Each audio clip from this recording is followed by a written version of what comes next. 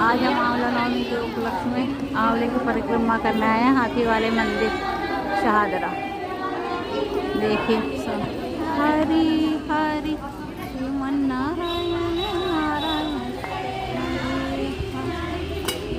हरि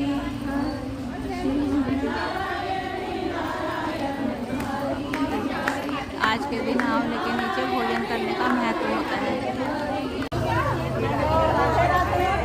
आज हम पंडित जी को भी घुमा रहे हैं आंवले के नीचे और हम भी भोजन करेंगे।